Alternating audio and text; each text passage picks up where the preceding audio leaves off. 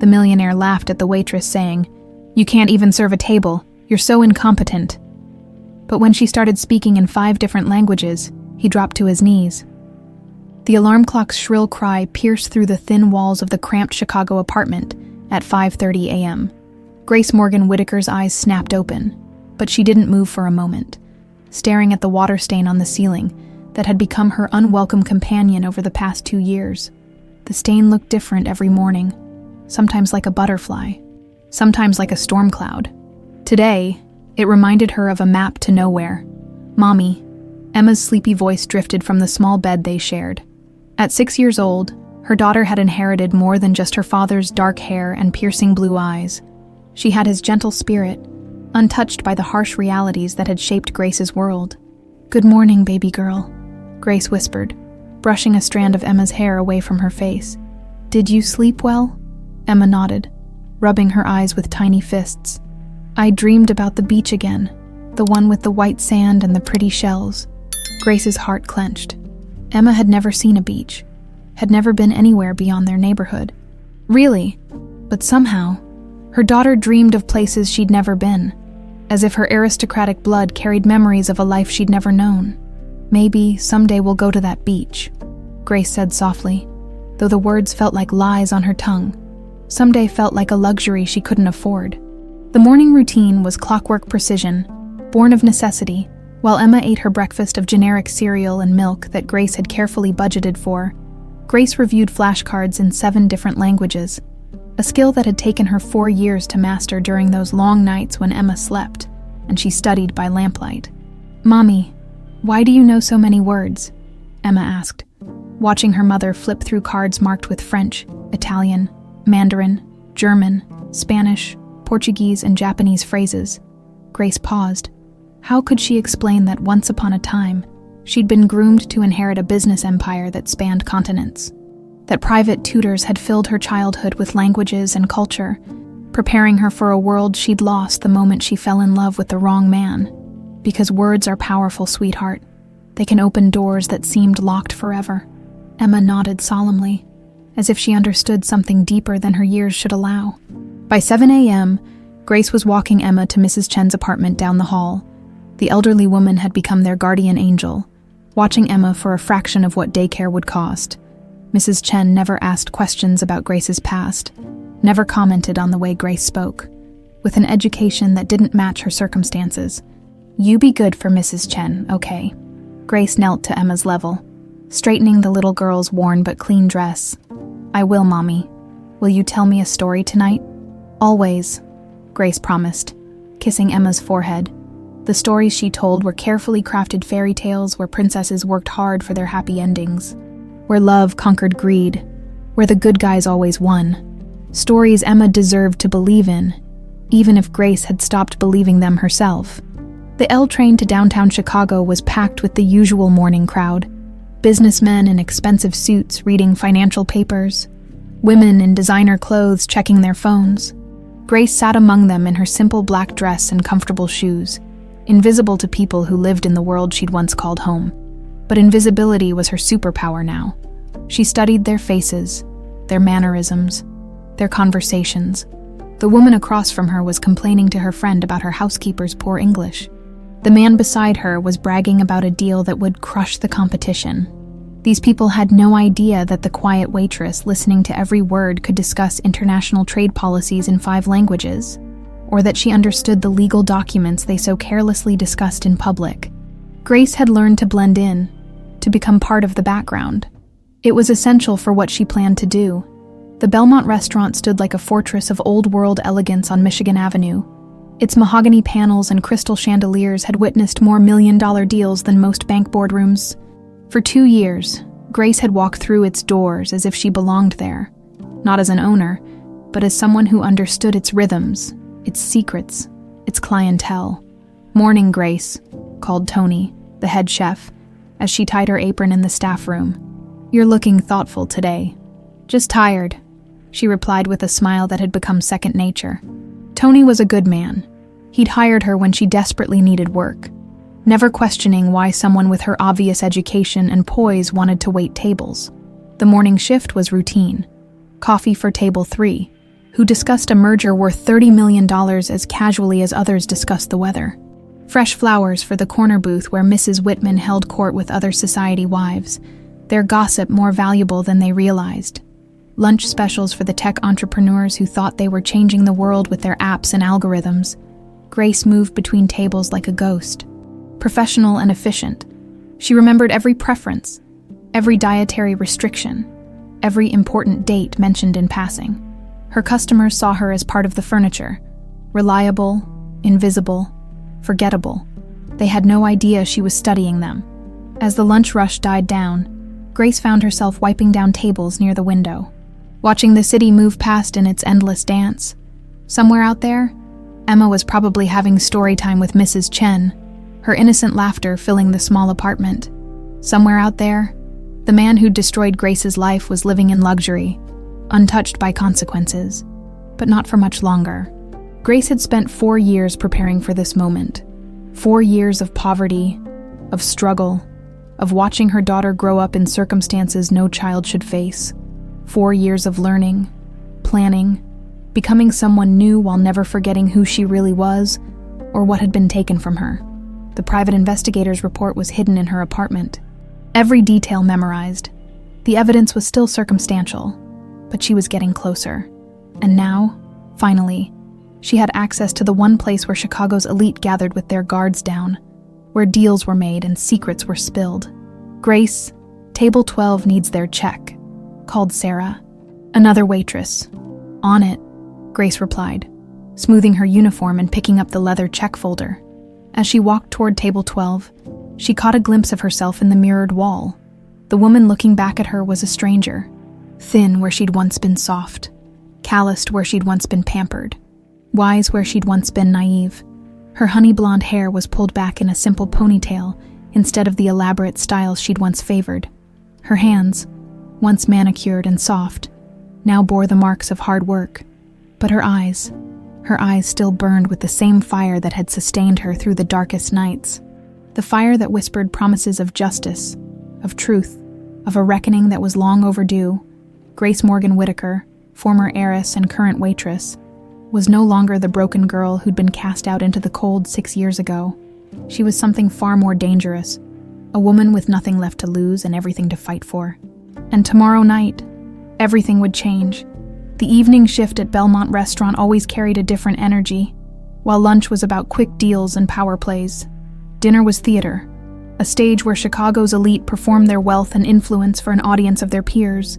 Grace had learned to read the subtle choreography, the way certain tables commanded respect, the hushed tones that meant serious money was being discussed, the careful dance of waitstaff who understood that discretion was worth more than tips. Tonight felt different, though. There was an electricity in the air that made Grace's skin prickle with anticipation. "Grace, you're covering the private dining room tonight," Tony announced, adjusting his chef's hat. "Big international meeting. Brooks Hotels is trying to close some major deal with European investors." Grace's pulse quickened at the mention of Brooks Hotels, but she kept her expression neutral. "No problem. How many guests?" 8 total. Matthew Brooks himself is hosting." Tony lowered his voice. "Word is, this deal could be worth hundreds of millions, so don't screw it up." "Yeah," Grace nodded, her mind already racing. Matthew Brooks, Ryan's older brother, the one who'd inherited everything when Gregory stepped back from day-to-day operations. She'd studied him from afar for months, learning his habits, his preferences, his reputation for being brilliant but ruthless. Tonight, she'd finally be in the same room with him. The private dining room was Belmont's crown jewel. Mahogany-paneled walls lined with first-edition books, a crystal chandelier that had allegedly been salvaged from a French chateau, and a table that could seat 12 in leather chairs worth more than most people's cars. Grace spent an hour ensuring every detail was perfect. The Waterford crystal gleamed, the silver was polished to a mirror finish, and the flowers, white orchids flown in from Colombia, were arranged just so. At 7:30 sharp, the Brooks entourage arrived. Grace recognized the investors from their photos in financial magazines. Serious men in hand-tailored suits who controlled hotel chains across Europe and Asia. They spoke in the measured tones of people accustomed to being heard, their conversations peppered with figures that would make most people dizzy. And then Matthew Brooks walked in. Grace had seen his picture countless times, but photos hadn't captured the way he commanded a room simply by existing in it. At 35, he was tall and broad-shouldered, with the kind of presence that came from never doubting your place in the world. His dark hair was perfectly styled. His charcoal suit probably cost more than Grace made in 3 months, and his smile was the practiced expression of someone who'd learned early that charm was a weapon. Gentlemen. Matthew's voice carried the authority of old money and new power. Welcome to Chicago. I trust your flights were comfortable. The small talk flowed as Grace served the first course. Seared foie gras with a fig reduction that cost more per bite than Emma's breakfast. She moved efficiently around the table, refilling water glasses and wine glasses, her presence so seamless that the men barely registered her existence. Perfect. As the evening progressed, the conversation grew more intense. The Europeans wanted guarantees about Brooks Hotel's expansion plans. Matthew spoke eloquently about emerging markets, about the untapped potential in Southeast Asia, about profit margins that would make their shareholders very happy. Indeed, Grace listened to every word while appearing to focus solely on her service duties. These men were discussing confidential information worth millions, treating her like a piece of furniture that happened to pour wine. During the main course, Wagyu beef that cost more per pound than Grace's monthly rent. Matthew pulled out a leather portfolio and spread several documents across the table. Financial projections, market analyses, confidential agreements with governments in 3 different countries. This was it. This was what she'd been waiting for. Grace approached the table with a fresh bottle of wine, her movements deliberate but natural. As she leaned across to refill Mr. Peterson's glass, she, accidentally, knocked over the salt shaker with her elbow. The white crystals scattered across the dark mahogany, some landing directly on the open documents. "Oh my God, I'm so sorry!" Grace exclaimed, immediately reaching for her towel. "Let me clean that up right away." The reaction was explosive. Matthew Brooks shot to his feet, his face flushing red with fury. "Are you kidding me right now? Do you have any idea what those papers are worth, sir?" "I'm terribly sorry. It was an accident." "An accident!" His voice carried across the room like a whip crack. "Those are confidential documents. You just contaminated a deal worth $200 million with table salt." The European investors watched the scene with the detached interest of people accustomed to watching others get destroyed by wealth and power. Grace felt their eyes on her as she frantically tried to clean the salt away, her hands shaking just enough to sell the performance. "I can replace the documents, sir, if you just give me a moment." "Replace them?" Matthew's laugh was harsh and cold. "Lady, you probably don't make in a year what it cost to prepare these projections. You clearly don't understand the gravity of what just happened here." Grace straightened slowly, her cheeks burning with what appeared to be shame. But beneath the surface, her anger was building, not at the performance she was giving, but at the casual cruelty in his voice, the assumption that she was too stupid to understand the world she'd once inhabited. "You're absolutely right, Mr. Brooks," she said quietly. "I clearly don't understand the gravity of international hotel acquisitions." Something in her tone made Matthew pause, but he was too angry to process it fully. "You know what your problem is," he continued, warming to his theme as the investors watched. "People like you never learn. You go through life making these careless mistakes because you don't understand consequences. You'll probably spend your whole life waiting tables because you can't handle anything more challenging than pouring wine. And apparently you can't even do that right." The room fell silent except for the soft ticking of an antique clock on the mantelpiece. Grace set down her towel and looked directly at Matthew Brooks for the first time that evening. When she spoke, her voice was calm, clear, and completely different from the apologetic tone she'd been using moments before. "Actually, Mr. Brooks, if I may correct a few things," she said, her words crisp with perfect diction. "First, your Southeast Asian projections are overly optimistic because you haven't factored in the new hospitality taxes that Vietnam implemented last quarter." Matthew's mouth fell open slightly. Grace turned to address Mr. Peterson directly, switching effortlessly to flawless German.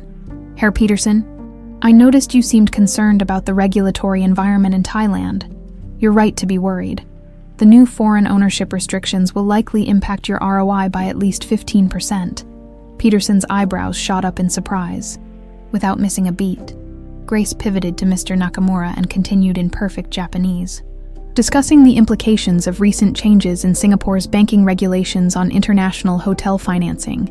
She moved around the table like a conductor leading an orchestra, addressing each investor in their native language, demonstrating not just fluency, but deep understanding of international hospitality law, tax codes, and market dynamics that most MBA graduates would struggle to follow. When she switched to Mandarin to discuss the political climate affecting luxury tourism in Hong Kong, Mr. Chen actually laughed and applauded. "Remarkable," he exclaimed in English. "Where did you study international business?" Grace smiled, the first genuine expression she'd worn all evening. "Princeton, actually.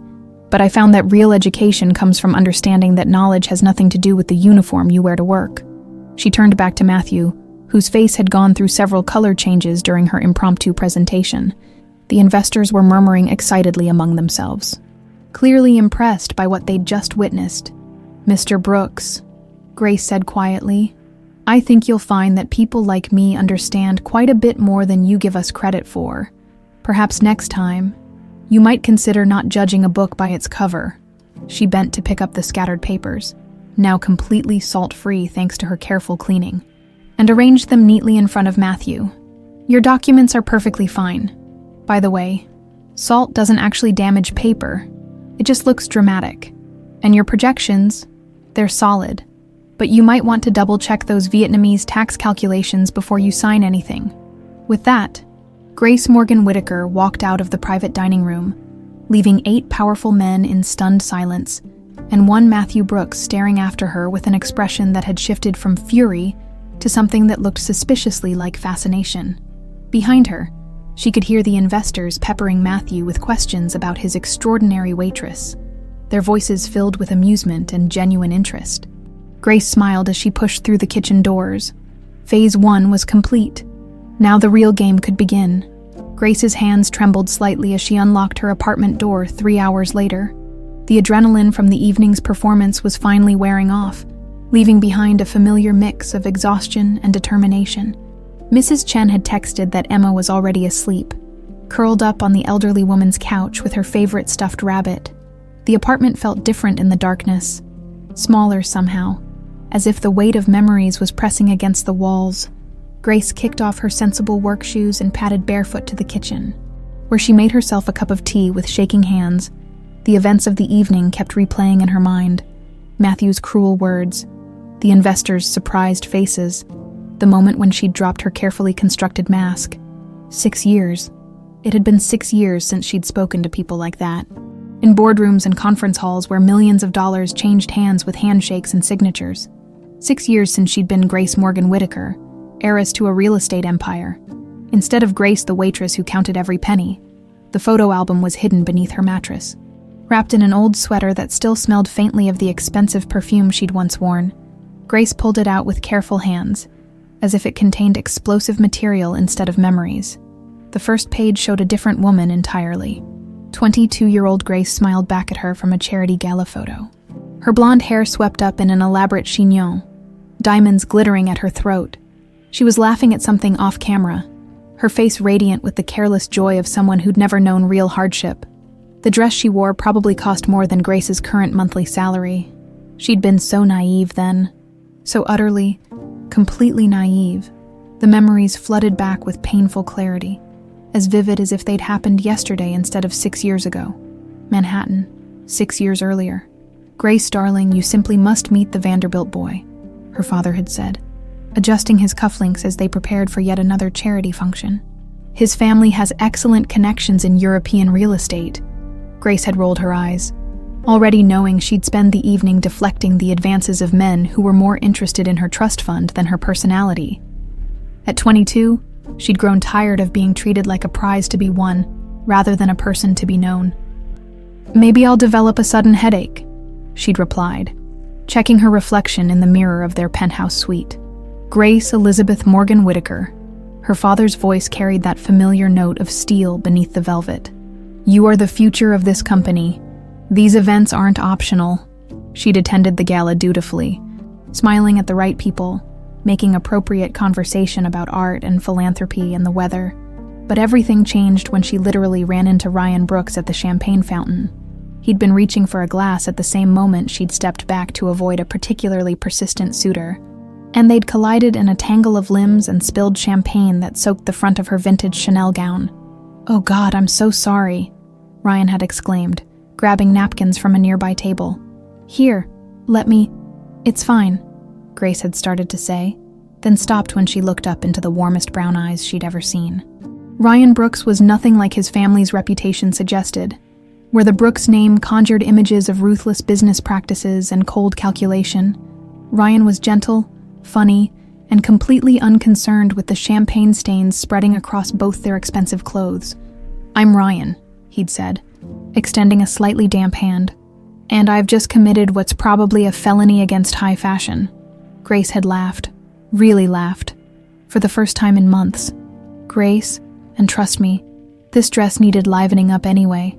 They'd spent the rest of the evening talking in a corner, ignoring the pointed looks and whispered conversations around them. Grace learned that Ryan was the artistic one in his family, that he'd studied architecture because he loved creating beautiful spaces, that he spent his weekends volunteering at a literacy program in Brooklyn. He was everything she hadn't known she was looking for. The relationship had to be kept secret. Of course, the Morgan-Whitaker and Brooks families had been rivals for 3 generations. Their feud legendary in real estate circles. Her father would disown her if he knew. His father would probably do worse. But for 8 months, Grace lived in a bubble of stolen moments and secret meetings. Ryan would pick her up 3 blocks from her building, and they'd drive to little restaurants in Queens where no one from their world would ever think to look. They'd walk through Central Park at dawn before the society photographers were awake. They'd text each other during boring board meetings, sharing inside jokes and making plans for a future that seemed impossibly romantic and perfectly attainable. Grace had never been happier. She'd also never been more careless. The pregnancy test's positive result had felt like a miracle rather than a disaster. Sitting on the bathroom floor of her penthouse suite, staring at those 2 pink lines, Grace had felt her heart expand with a joy so fierce it took her breath away. Ryan's reaction had been everything she'd hoped for. His face had lit up like Christmas morning when she'd told him, and he'd spun her around in the tiny apartment he kept in Soho for their secret meetings. "We're going to be parents," he'd whispered against her hair, his voice full of wonder. "Grace, we're going to have a family." "What about our families?" she'd asked, voicing the fear that had been growing in the back of her mind. "Screw our families," Ryan had said fiercely. "This is bigger than some stupid business rivalry. This is our child, Grace, our future. I'm done hiding." He'd proposed that night with a simple silver ring he'd bought from a street vendor, promising to replace it with something worthy of her once they were public. Grace had said yes through tears of joy, believing with every fiber of her being that love could conquer anything, even ancient family hatreds, even business empires built on mutual destruction, even the kind of men who would kill to protect their secrets. Ryan had been driving to her father's office to announce their engagement when his car slammed into a concrete barrier on the FDR Drive. The official report blamed mechanical failure, a tragic accident that claimed the life of a promising young man. Grace had known better. She'd also been powerless to prove it. George Morgan-Whitaker's reaction to his daughter's pregnancy had been swift and brutal. He'd accused her of trying to destroy the family with her reckless behavior, of conspiring with the enemy to steal company secrets, of betraying everything the Morgan-Whitaker name stood for. "That baby has Brooks blood," he'd said, his voice colder than she'd ever heard it. "I will not have my grandchild raised as a weapon against this family." Grace had been cut off, disinherited, and escorted from the family home by security guards who'd known her since childhood. She'd been 22 years old, pregnant, and suddenly completely alone in a world that had no place for fallen heiresses. The next 4 years had been a masterclass in survival. Grace had lived in a studio apartment in Queens, working whatever job she could find while her belly grew round with Ryan's child. She'd sold her jewelry piece by piece to pay for prenatal care, had learned to shop at thrift stores and clip coupons like her life depended on it. Because it had, Emma had been born on a rainy Tuesday in March. Small and perfect, and completely unaware that she was the daughter of 2 of the most powerful families in American real estate. Grace had held her newborn daughter and made a promise that she'd spend the rest of her life keeping. Emma would never know poverty again. Never know abandonment.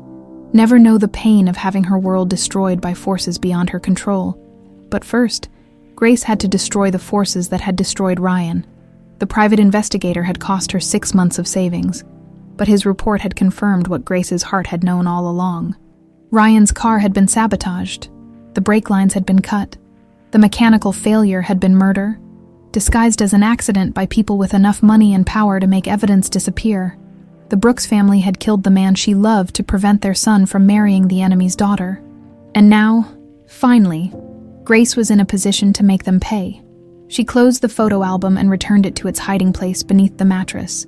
Tomorrow, she'd go back to being Grace the waitress, invisible and insignificant. But tonight, she allowed herself to remember Grace Morgan-Whitaker, the woman who'd loved Ryan Brooks enough to risk everything, and who'd loved their daughter enough to sacrifice everything. The woman who was about to remind the Brooks family that some debts could never be paid with money, only with truth. 3 days passed before Matthew Brooks returned to Belmont Restaurant. Grace had been expecting it. Men like Matthew didn't handle being outsmarted gracefully, especially not by someone they'd just finished humiliating. She'd watched the entrance during every shift, her stomach tight with anticipation, and something that felt dangerously close to excitement. When he finally walked through the mahogany doors on Thursday evening, Grace was refilling salt shakers at table 6. She felt his presence before she saw him. That particular energy that powerful men carried like expensive cologne. He was alone this time. No entourage of investors or business associates to impress. Just Matthew Brooks, looking slightly less polished than usual, scanning the dining room with obvious purpose. Their eyes met across the restaurant, and Grace felt something electric pass between them. She held his gaze for exactly 3 seconds, long enough to acknowledge him, not long enough to seem eager, then returned to her task as if wealthy hotel magnates seeking her out was an everyday occurrence. He was seated at table 12, a corner booth that offered privacy and a clear view of the entire restaurant. Grace watched Sarah approach him, notepad ready, but Matthew said something that made the other waitress glance toward Grace with surprise. "Grace!" Sarah called across the room. "Your gentleman specifically requested you." Grace set down the salt shaker and smoothed her uniform. Aware that several other customers were watching the interaction with interest, word had gotten around about the multilingual waitress who'd impressed the Brooks investors. In a restaurant where gossip spread faster than butter on warm bread, Grace had become something of a minor celebrity. She approached Matthew's table with professional composure, notepad in hand. "Good evening, Mr. Brooks. I'm surprised to see you back so soon. Are you?" His voice was different from the other night, less commanding, more curious. "After our last interaction, I thought you might be expecting me." Grace tilted her head slightly. "I don't make assumptions about my customers' motivations." "Sir, what can I get you this evening?" Matthew leaned back in the leather booth, studying her face as if she were a puzzle he was determined to solve.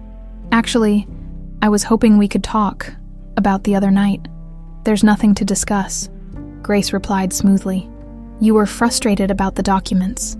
I cleaned up the mess, and your meeting continued successfully. I heard the investors were quite pleased with the final terms." "How did you—" Matthew started, then caught himself. "Right. You probably hear everything in this place. Part of the job," Grace said with a slight smile. "Now, about dinner. Have dinner with me." The words hung in the air between them like a challenge. Grace felt her pulse quicken, but kept her expression neutral. This was what she'd been hoping for, but she couldn't appear too eager. "I'm working, Mr. Brooks. After your shift, then. I don't socialize with customers." "Make an exception." Grace pretended to consider this, letting the silence stretch just long enough to suggest reluctance. "Why?" Matthew's smile was rueful. "Because I made an ass of myself the other night, and I'd like the chance to apologize properly, and because I can't stop thinking about you." The honesty in his voice caught Grace off guard. She'd expected arrogance, maybe curiosity, but not this vulnerability. For a moment, she almost forgot that this was all part of her plan. "I finish at 10, she heard herself saying. "I'll wait."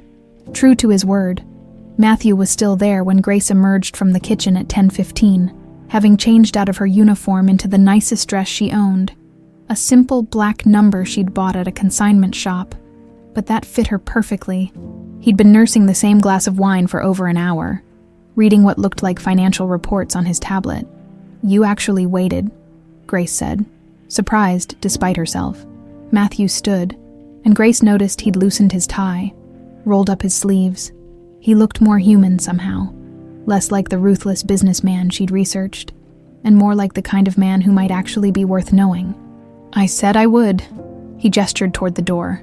"There's a place around the corner. Nothing fancy, but they make great burgers unless you'd prefer somewhere more upscale." Grace almost laughed.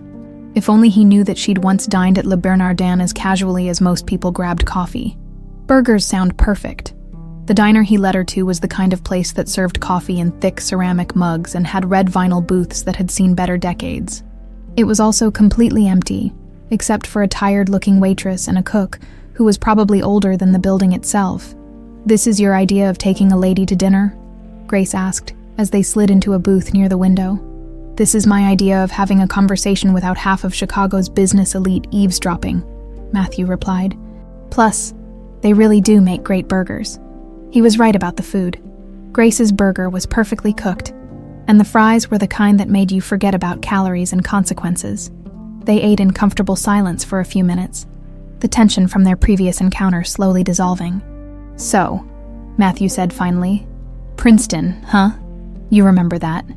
"I remember everything about that night, including the part where I acted like a complete jackass." He set down his burger and looked at her directly. "I'm sorry, Grace. There's no excuse for the way I spoke to you." Grace had prepared for this moment, had practiced looking graciously forgiving while maintaining her cover, but something in Matthew's expression made her response feel genuine rather than calculated. "We all have bad days," she said softly. "You were under pressure. Things went wrong. You reacted. It happens." "No, it doesn't. Not to people I care about." The words seemed to surprise him as much as they surprised Grace.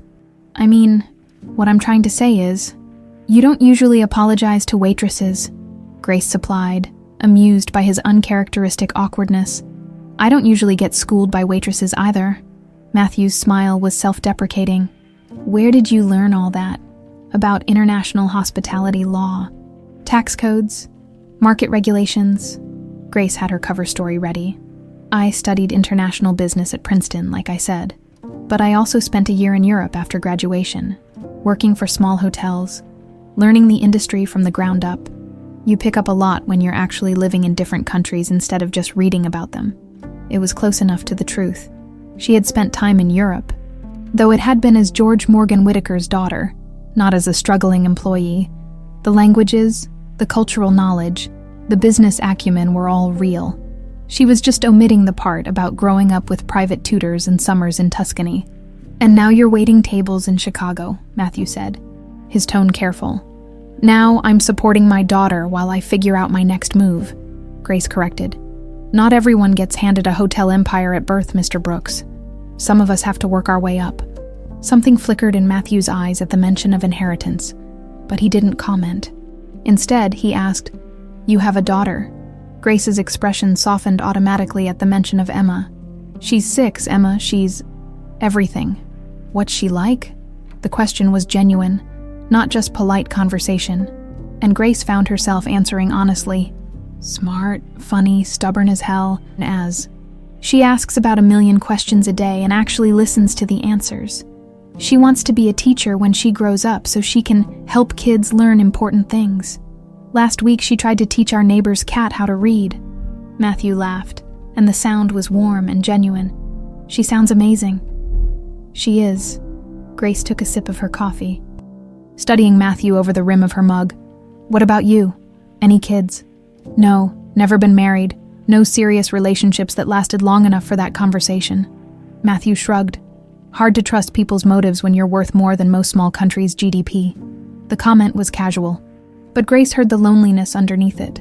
How many women had wanted Matthew Brooks the billionaire rather than Matthew Brooks the man? How many relationships had crumbled under the weight of suspicion and calculation? "That must be difficult," she said quietly. "It is." Matthew looked surprised by his own honesty. "I'm not used to talking about this stuff." "What stuff?" "Real stuff. Personal stuff. Usually. Conversations with beautiful women revolve around charity galas and art collections and where to vacation in the Hamptons." Grace felt heat rise in her cheeks at the word beautiful, but pressed on. "And that gets old." "God." "Yes." Matthew ran a hand through his hair. messing up his perfect styling.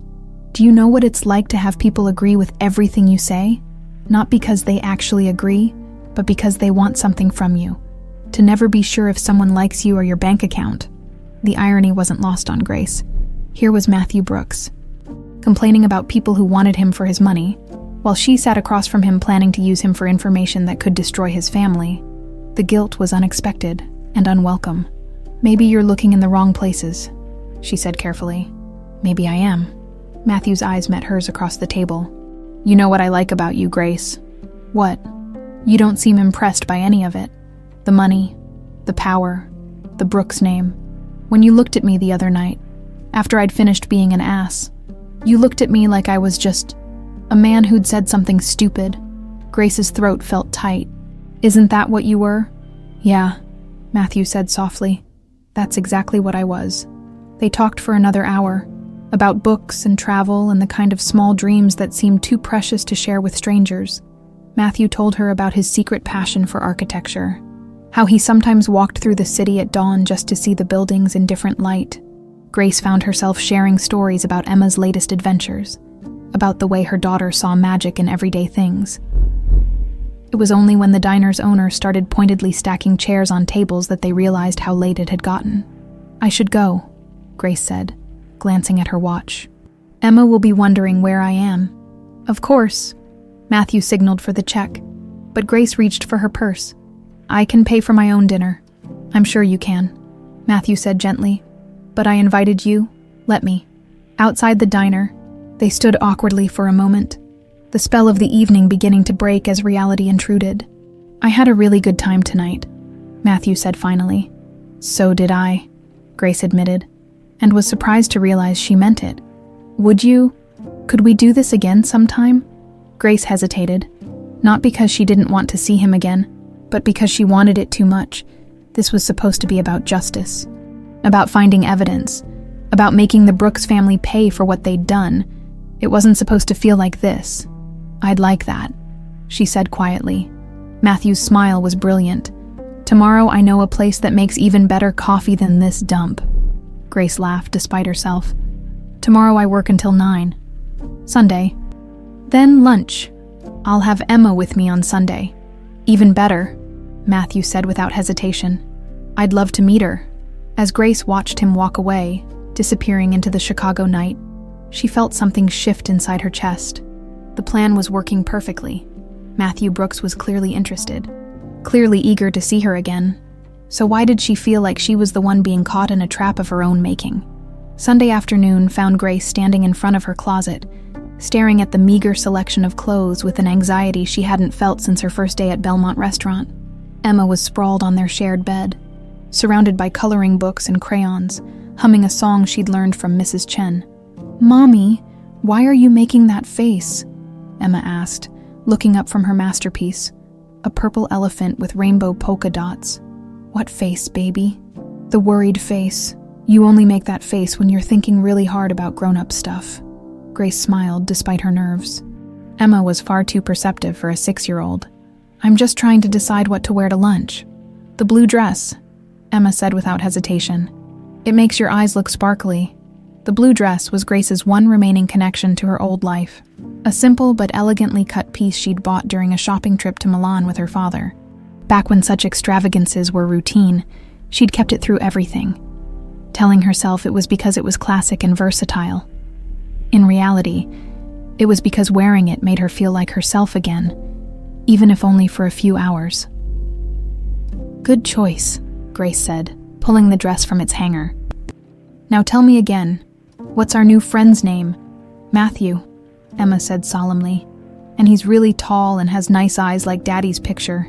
And he knows about buildings and hotels. And he wants to be our friend because he thinks you're pretty." Grace's hand stilled on the dress zipper. "Emma, where did you get that idea?" "Mrs. Chen says when men want to take ladies to lunch, it's because they think they're pretty and want to kiss them." Emma wrinkled her nose. "But that's yucky. So maybe he just wants to be friends." "Mrs. Chen needs to mind her own business," Grace muttered, then louder. "And we're just having lunch, sweetheart. Nothing yucky involved." An hour later, they were walking through Lincoln Park Zoo, Emma skipping ahead to peer into the penguin habitat, while Grace and Matthew followed at a more sedate pace. He'd suggested the zoo when Grace mentioned that Emma loved animals, and watching her daughter's face light up at each new exhibit made Grace temporarily forget why she was really there. "She's incredible," Matthew said, watching Emma attempt to communicate with a particularly uninterested flamingo. "How do you do it? Raise her alone? Work full-time? Manage everything?" "You just do," Grace replied, her standard answer to that question. "When someone depends on you completely, you find the strength." Her father. Grace had prepared for this question, but it still felt like a knife twisting in her chest. "He died before she was born, car accident." Matthew stopped walking. "Grace, I'm so sorry." "I shouldn't have." "It's okay," Grace said quickly. "It was a long time ago. Emma asks about him sometimes, but she's never known any different." They'd reached the lion exhibit, where Emma was pressed against the glass. Mesmerized by a massive male lion sunning himself on a rock, Matthew crouched down beside her, following her gaze. "He's pretty impressive, isn't he?" Matthew said. Emma nodded seriously. "Mommy says lions are brave and protect their families no matter what, like she protects me." "Your mommy sounds very wise." "She is. She knows everything. She can speak lots of different languages, and she reads me stories, and she makes the best pancakes ever. Even though we don't have a lot of money for fancy ingredients." Grace felt her cheeks flush. Emma's innocent honesty was both endearing and dangerous. Children had no filter when it came to revealing family circumstances. "I bet they're delicious," Matthew said solemnly. "The best things are usually the simplest ones." They moved on to the monkey house, where Emma shrieked with laughter at the antics of a family of spider monkeys. Grace found herself relaxing despite her nerves, watching Matthew interact with her daughter. He was patient and genuine, not the fake, enthusiastic way some adults talk to children. He listened to Emma's endless stream of questions and observations as if they were the most important things he'd ever heard. "Mommy, can we show Matthew the pictures?" Emma asked as they settled on a bench near the children's playground. Grace's blood turned to ice. "What pictures, honey?" "The ones in your special box.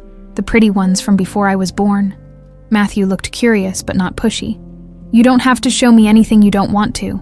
But Emma was already digging through Grace's purse with the determination of a treasure hunter. Before Grace could stop her, she'd pulled out Grace's wallet and was flipping through the photo section. "See?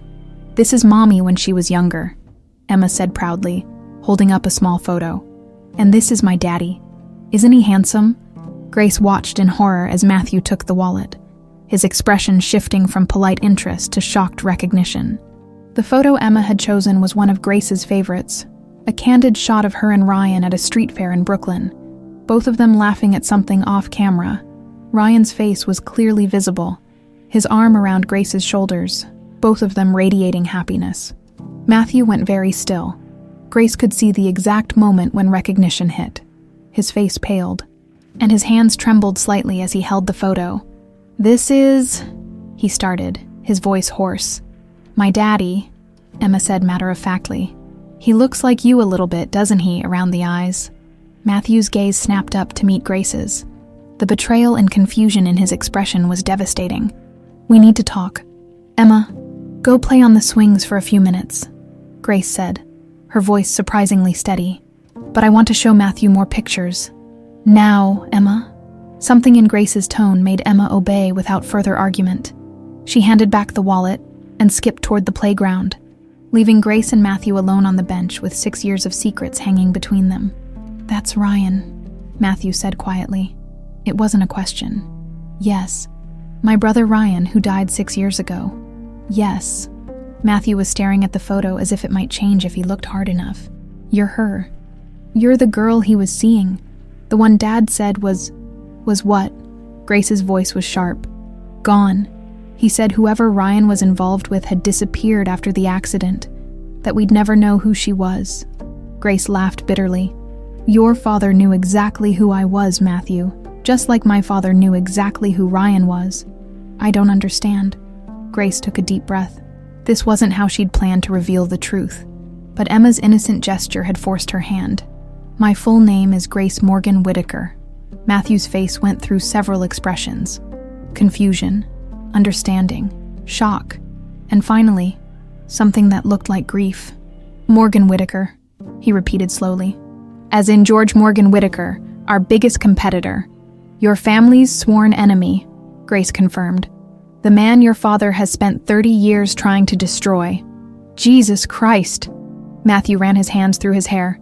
You were Ryan's Grace, the woman he was in love with, the one he was going to marry.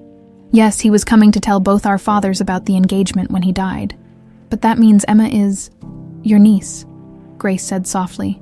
She's a Brooks Matthew and a Morgan-Whitaker, the worst of both worlds according to our families. Matthew stared across the playground at Emma, who was pumping her legs enthusiastically on a swing, her dark hair flying in the wind. She has his eyes, he said wonderingly. I thought there was something familiar about her, but I never imagined. Your father killed him, Grace said suddenly, the words tumbling out after years of being held back. Ryan's accident wasn't an accident. Someone cut his brake lines. Matthew's head snapped toward her. That's impossible. Dad would never, wouldn't he? Think about it, Matthew. Ryan was about to marry the enemy's daughter, about to create a connection between our families that would have complicated your father's business plans considerably. What would Gregory Brooks do to prevent that?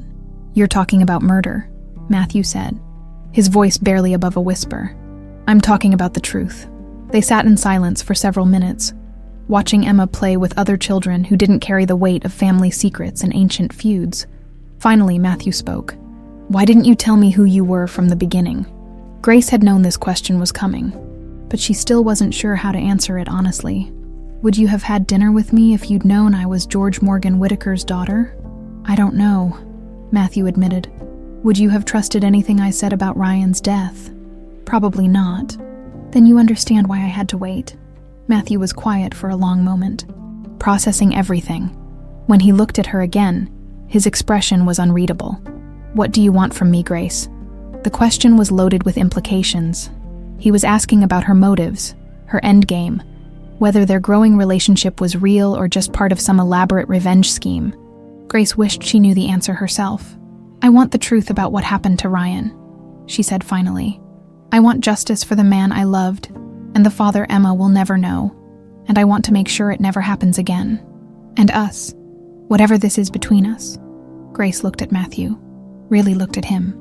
3 weeks ago, he'd been the enemy, Ryan's brother, a means to an end. Now he was the man who'd listened patiently to Emma's chatter about lions, who'd apologized for his arrogance, who'd shared his loneliness over burgers in a diner. Now he was the man she was falling in love with, despite every rational reason not to. I don't know, she whispered. Matthew nodded slowly, as if he'd expected that answer. I need time to think about this, about everything. Of course, but Grace. He caught her hand as she started to stand. Whatever else is true, whatever else is complicated or impossible about this situation, Emma is Ryan's daughter. That makes her family, and I don't abandon family. Grace felt tears prick her eyes. Matthew, I need to go, he said, releasing her hand. But this isn't over, none of it. Grace watched him walk away, his shoulders rigid with tension and shock, across the playground. Emma was calling for her to watch a particularly ambitious attempt at the monkey bars. Coming, baby, Grace called back, her voice only slightly unsteady as she walked toward her daughter. Grace felt the weight of everything that had just changed. Matthew knew the truth now, about her identity, about Emma, about the suspicions that had driven her to infiltrate his world. The question was, what was he going to do about it? 3 days passed without a word from Matthew.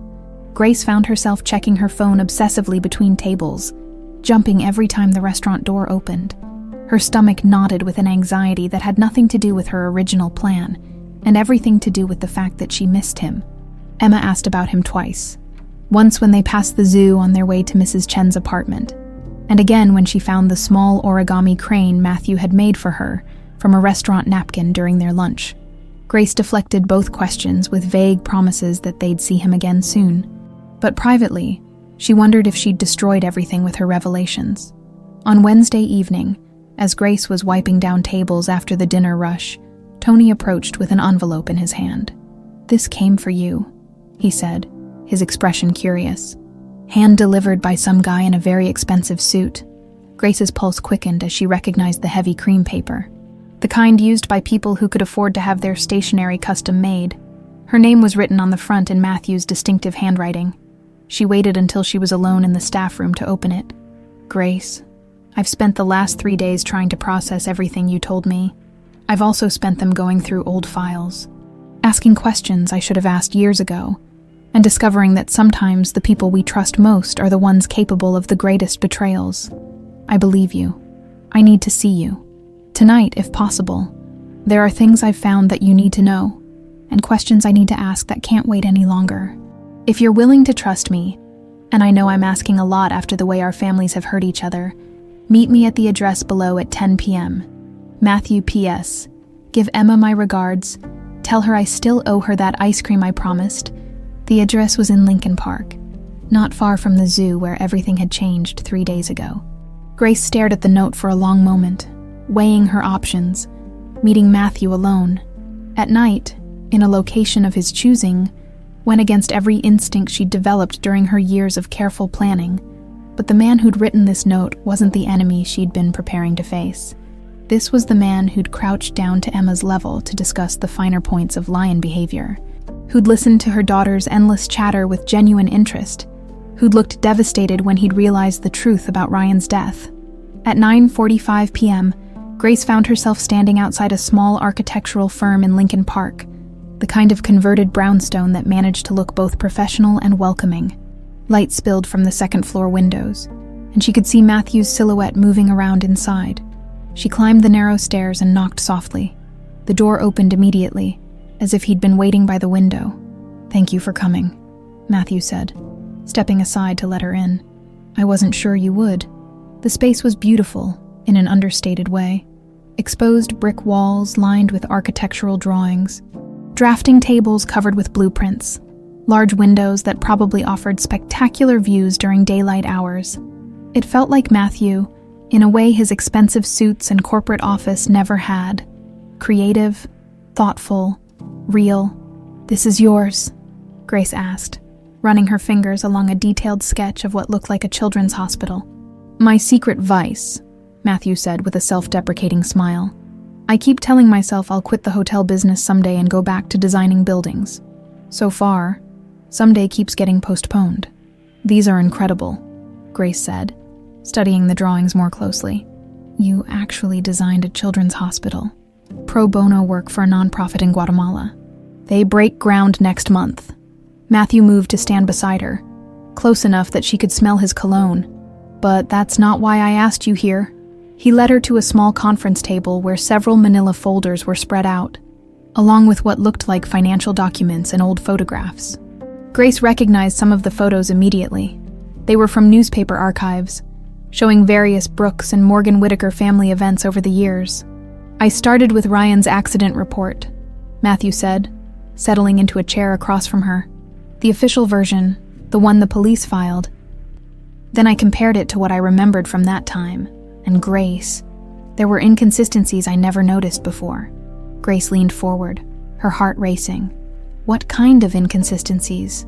The car Ryan was driving that night wasn't his usual car. He typically drove a BMW, but that night he was in one of the company fleet vehicles, a Mercedes that had been randomly assigned to him for a business meeting earlier that day. Matthew opened one of the folders and pulled out a maintenance record. "This is the service history for that Mercedes. It had been in the shop the week before Ryan's accident for routine brake maintenance." Grace felt cold. "Who authorized the maintenance?" "My father's personal assistant, on my father's direct orders." The words hung in the air between them like an accusation. Grace stared at the document, seeing not just proof of what she'd suspected, but evidence that Matthew was willing to pursue the truth, even when it implicated his own family. "There's more," Matthew continued, his voice tight. "I went through our security footage from that week. Ryan met with Dad twice in the days before his death, meetings that weren't on either of their official calendars. The second meeting, the day before Ryan died, lasted over 2 hours and ended with Ryan storming out of Dad's office. Did you find any record of what they discussed?" "No, but I found this." Matthew handed her a small digital recorder. It was in Ryan's old desk, the one Dad had moved to storage after the funeral. "I never cleaned it out before now." Grace took the recorder with trembling hands. "What's on it?" "Press play." Grace hit the button, and suddenly Ryan's voice filled the room. Younger, happier, but unmistakably him. Her throat constricted with emotion at hearing him again after all these years. Grace, if you're listening to this, it means something's happened to me.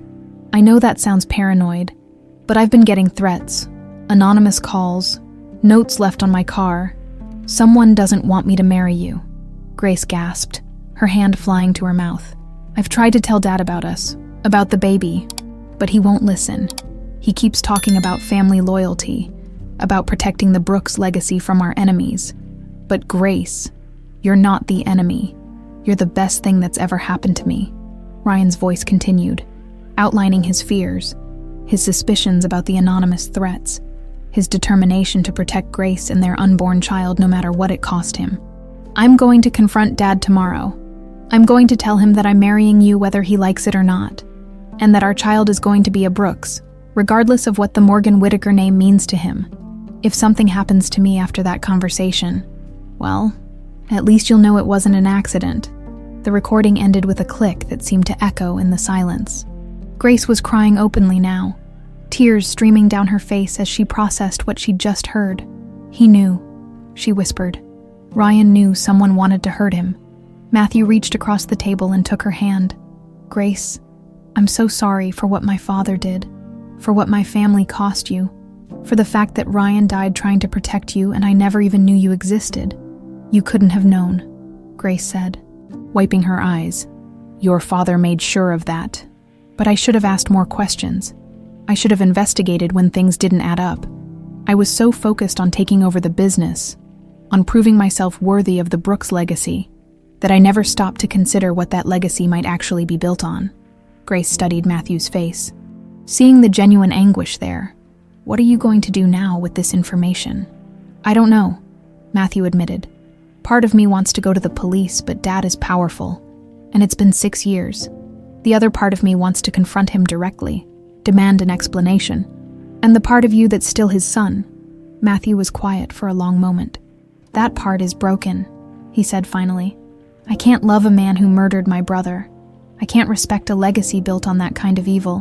Grace felt something shift in her chest, a wall she'd built around her heart beginning to crumble. This man sitting across from her wasn't just Ryan's brother or the enemy's son.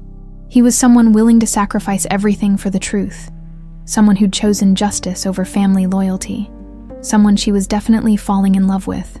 There's something else, Matthew said, opening another folder. Something I found in Dad's personal files. He handed her a copy of what looked like a private investigator's report. Dated just 2 months ago, Grace's name was highlighted throughout, along with details about her job at Belmont, her address, even Emma's school. He's been watching you, Matthew said grimly. For months. He knows exactly who you are, where you live, everything about your life. Grace felt sick.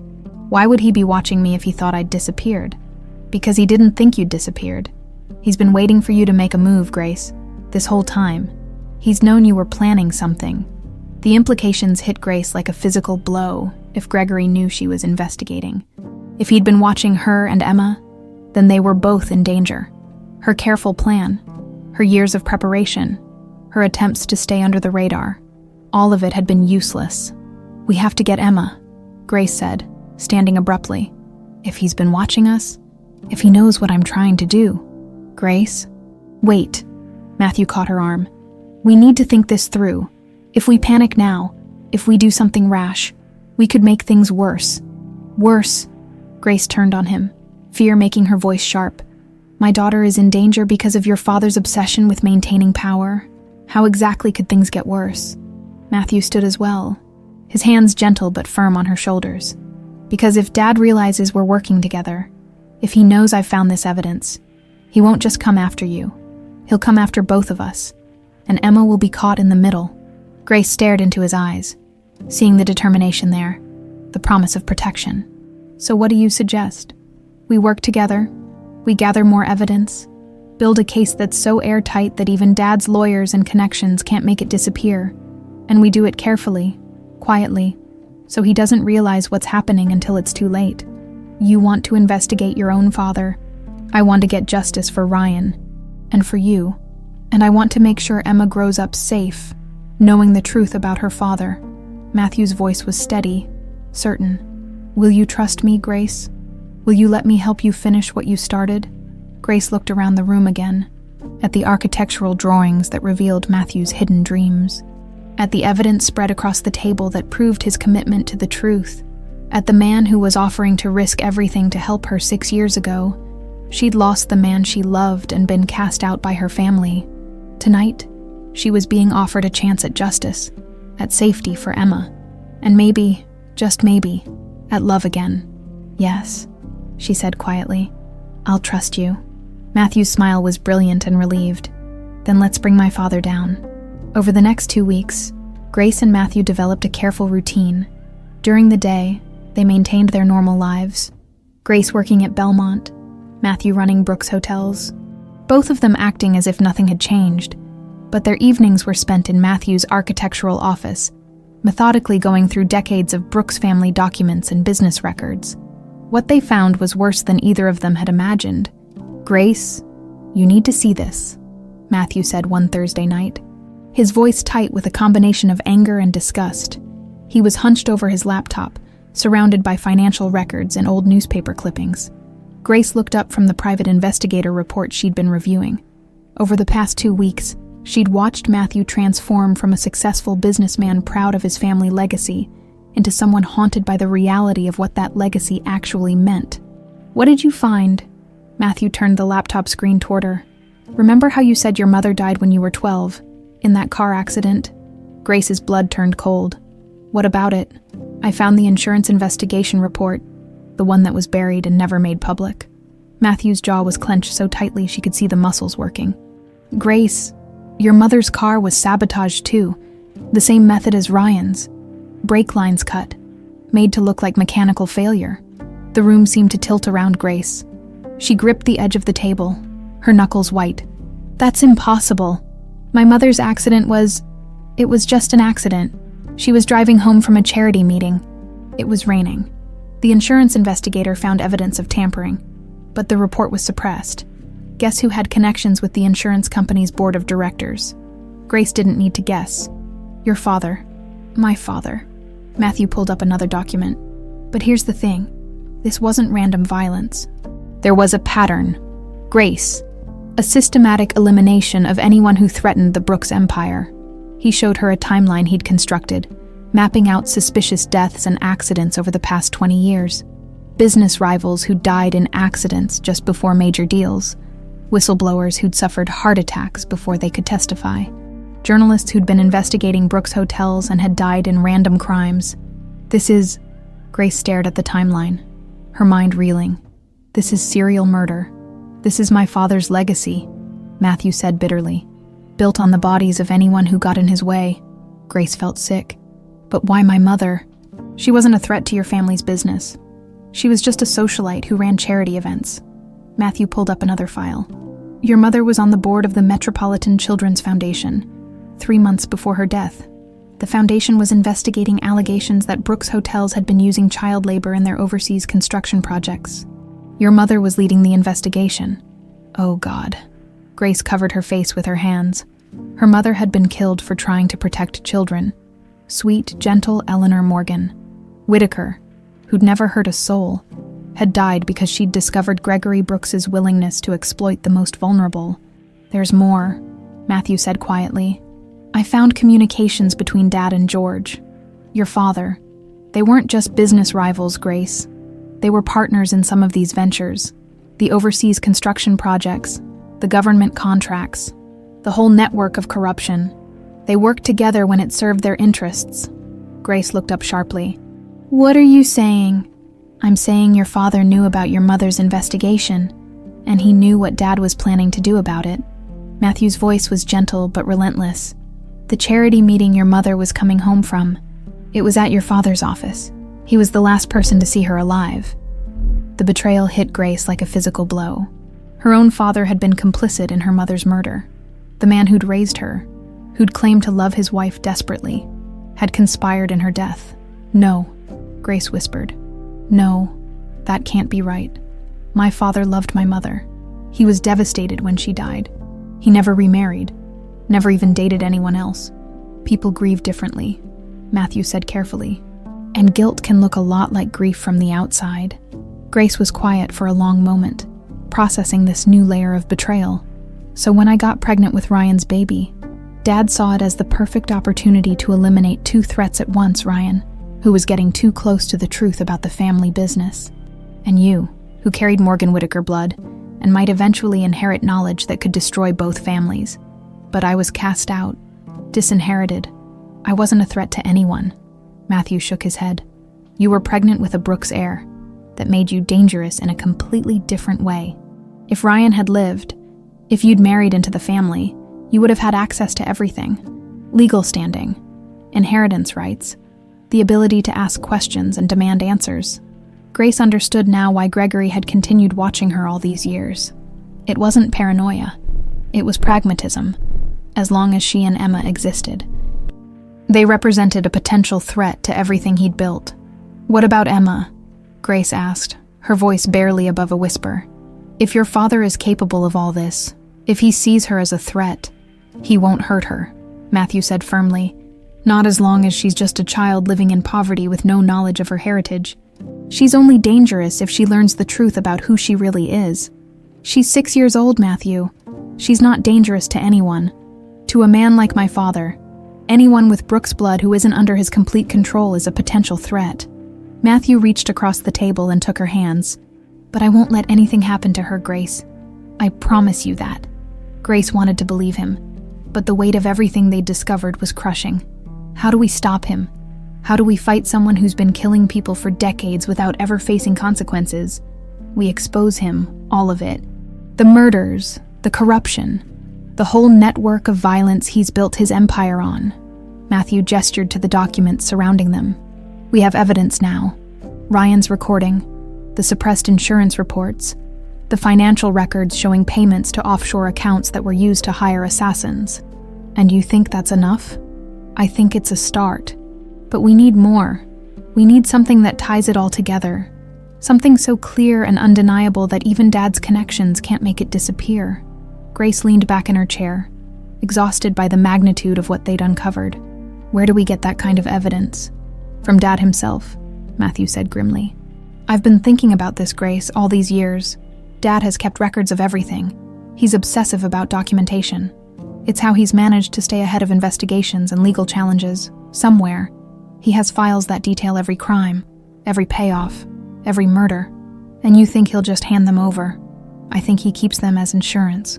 Proof that he wasn't acting alone, that powerful people were complicit in his crimes. Mutually assured destruction. Matthew stood and walked to the window, staring out at the Chicago skyline. I know where his private files are kept. In a safe in his home office, I have the combination. Grace felt a chill of foreboding. Matthew, what are you suggesting? I'm suggesting we get those files. We break into Dad's house, crack his safe, and take everything. Photos, documents, recordings, whatever he's been using to protect himself all these years. That's breaking and entering. It's theft, even if we found evidence. It might not be admissible in court. Matthew turned back to face her. Grace, we're not talking about a court of law anymore. We're talking about survival. Dad knows we're investigating. Those reports you found prove he's been watching you for months. How long do you think it'll be before he decides you and Emma are too dangerous to leave alive? The truth of his words hit Grace like ice water. Gregory Brooks had killed for far less than what she represented now. A woman with knowledge of his crimes, allied with his own son, raising a granddaughter who could one day claim inheritance rights. She was everything he'd spent decades eliminating. When? She asked quietly. This weekend, Dad's going to a conference in Miami. The house will be empty except for basic security, and I know how to disable the system. Matthew sat back down across from her. Grace, I need you to understand what I'm asking. If we do this, there's no going back. We'll be committed to seeing this through to the end, no matter what the consequences. Grace thought about Emma, asleep in Mrs. Chen's apartment, innocent of the deadly legacy she'd inherited. She thought about Ryan, dead at 28, because he'd dared to love the wrong woman. She thought about her mother, murdered for trying to protect children from exploitation. What about Emma while we're doing this? I've arranged for extra security, Private contractors who specialize in protection services. They'll watch your building, Mrs. Chen's apartment, Emma's school. She'll be safe." Grace nodded slowly. "Okay, let's do it." Matthew's smile was grim but determined. "Then God help us both," as they spent the rest of the evening planning their break-in. Grace couldn't shake the feeling that they were crossing a line from which there would be no return. They were no longer just seeking justice. They were declaring war on one of the most powerful and ruthless men in Chicago. But as she looked at the evidence spread across the table, at the timeline of Gregory Brooks's victims, she knew they didn't have a choice. Too many people had died for his greed and paranoia. It was time for the killing to stop. Friday morning started like any other day, but Grace couldn't shake the feeling that something was wrong. She'd barely slept, her mind racing between plans for tomorrow night's break-in and an inexplicable anxiety that felt like ice in her veins. As she dressed Emma for school, her daughter seemed to pick up on her mood. "Mommy, you look scared," Emma said, studying Grace's face with those perceptive blue eyes that were so much like Ryan's. "I'm just tired, baby," Grace lied, forcing a smile as she braided Emma's dark hair. "Big day at work today. Will Matthew come see us this weekend?" "I made him a picture of the zoo." Grace's heart clenched. "Maybe, sweetheart, we'll see." The walk to school felt different somehow. Every shadow seemed threatening, every stranger suspicious. Grace found herself constantly looking over her shoulder, checking for cars that might be following them. When they reached Emma's elementary school, Grace knelt down and hugged her daughter tighter than usual. "I love you so much, Emma. You know that, right?" Emma giggled and squirmed in her arms. "I love you too, Mommy. Can we have pancakes for dinner?" "Absolutely," Grace promised, kissing her forehead. "Be good for Mrs. Peterson today." Grace watched until Emma disappeared into the school building, her small backpack bouncing with each step. Only then did she allow herself to breathe normally. The morning shift at Belmont passed in a blur of coffee orders and breakfast specials. Grace found herself checking her phone constantly. Though she wasn't sure what she was expecting to see, Matthew had texted her that morning to confirm their plans for tomorrow night. But otherwise, everything seemed normal. It was during her lunch break that her world collapsed. Grace was sitting in the staff room, picking at a sandwich she had no appetite for. When her phone rang, the number was unknown, but something made her answer it anyway. "Hello? Mrs. Morgan-Whitaker?" The voice was cultured, older, with an authority that made Grace's blood freeze. She recognized it immediately from charity events and business functions she'd attended as a child. "Gregory Brooks. I think we need to talk," he continued when Grace didn't respond. "About your daughter." Grace's sandwich fell from nerveless fingers. "What about my daughter? Emma's a lovely child. Such beautiful dark hair, just like her father's. She was very well behaved when my associates picked her up from school an hour ago." The world seemed to tilt sideways. Grace gripped the phone so hard her knuckles went white. "What are you talking about? Emma's in school. It's only noon." "Check your messages," Gregory said calmly. With shaking hands, Grace pulled the phone away from her ear and saw several missed calls from Emma's school, along with a voicemail and 2 text messages. The most recent text was from an unknown number and contained a single photo. Emma, sitting in what looked like the back seat of a luxury car, her eyes wide with confusion but not yet fear. She was holding a piece of paper with today's date written on it. Grace's scream brought Tony running from the kitchen. "Grace, what's wrong?" She couldn't speak, couldn't breathe. The phone was still pressed to her ear, and Gregory's voice continued with the same calm, reasonable tone. "As you can see, Emma is perfectly safe. For now, she thinks she's going on a little adventure with some friends of Mommy's. Children are so trusting, aren't they?" "You bastard," Grace whispered, her voice raw with terror and rage. "She's 6 years old. She's innocent. She's a Brooks," Gregory interrupted. "And she's evidence of a connection between our families that I can't allow to exist. You understand business, Mrs. Morgan-Whitaker. Sometimes difficult decisions have to be made." Grace was aware that Tony was hovering nearby, his face creased with concern, but she couldn't focus on anything except the sound of Gregory's voice and the image of Emma's confused face. "What do you want?" "I want the files you and my son have been collecting. All of them. The insurance reports, the financial records, Ryan's little recording device, everything." Gregory's tone remained conversational, as if he were discussing the weather. You have until midnight tonight to deliver them to the address I'm about to text you. And if I don't, then Emma's adventure will have a very unfortunate ending. I'm sure you understand." Grace's legs gave out, and she sank into the plastic chair behind her. "Gregory, please. She's your granddaughter. She's Ryan's daughter. She's a complication that I should have dealt with years ago," Gregory said coldly. "The fact that she's family makes this more difficult, but not impossible. I've had to make similar choices before." The implication was clear. Gregory had killed family members before when they'd become inconvenient. Grace thought of Ryan, dead at 28 for daring to love her. "How do I know you'll let her go if I give you what you want?" "You don't," Gregory said simply. "But you know what will happen if you don't. Bring the files to the warehouse address I'm sending you. Come alone. And Miss Morgan-Whitaker, if my son shows up with you, if you involve the police, if you try to be clever in any way, Emma will disappear forever. Do we understand each other?" "Yes," Grace whispered. "Excellent. Oh, and one more thing. Your investigative work has been quite impressive. Amateur, but thorough. It's almost a shame that it's all going to disappear tonight." The line went dead. Grace stared at the phone in her hands, her mind struggling to process what had just happened. Her daughter, her beautiful, innocent Emma, had been kidnapped by a man who'd killed dozens of people over the years. A man who saw a 6-year-old child as nothing more than a business problem to be solved. "Grace, what's going on?" Tony's voice seemed to come from very far away. "Who was that?" Grace looked up at him, seeing the genuine concern in his weathered face. Tony had been kind to her for 2 years, had given her a job when she desperately needed one, had never asked questions about her past. "I have to go," she said, standing on unsteady legs. "I'm sorry, Tony. I have to leave." "Grace, you look like you've seen a ghost. What's wrong?" But Grace was already moving. Grabbing her purse and jacket, her mind racing ahead to what she needed to do. She had to call Matthew, had to warn him that his father knew everything. She had to get the files, had to figure out how to save Emma without getting them both killed. "Grace," Tony called after her, but she was already pushing through the restaurant's front door and out onto the busy Chicago street. Her phone was ringing as she fumbled for Matthew's number. Another unknown caller. Against her better judgment, she answered, "Hello, Mommy." Emma's small voice made Grace's knees buckle. She leaned against the brick wall of the restaurant, tears streaming down her face. "Emma, baby, are you okay?